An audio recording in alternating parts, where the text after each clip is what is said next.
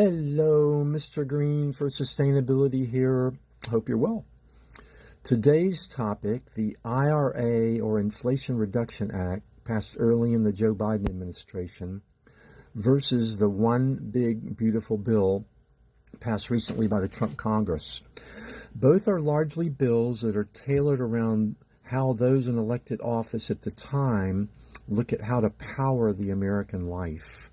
Oddly, both approaches are for USA energy independence, but with different methods and consequences.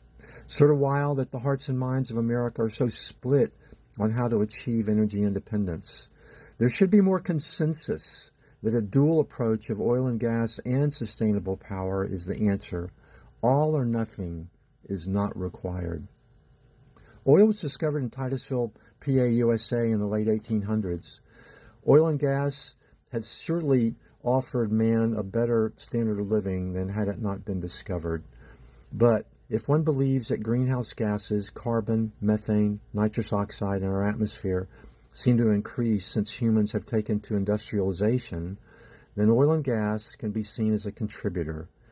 The increase in greenhouse gases leads to a warming of the atmosphere, as well as local pollution ill effects.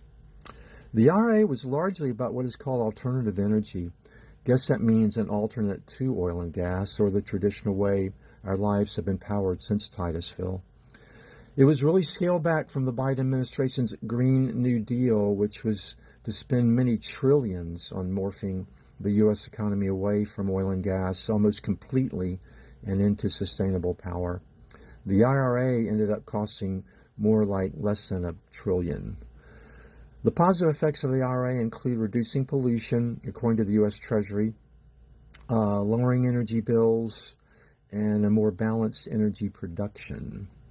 The negative aspects of the IRA, or the addition to the U.S. deficit, and oddly, it did allow for some increased oil and gas production benefits as well.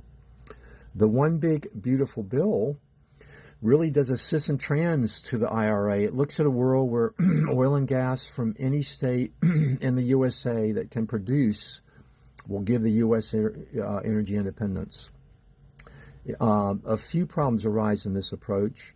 Oil and gas just creates more pollution than alt energy for a similar number of customers served.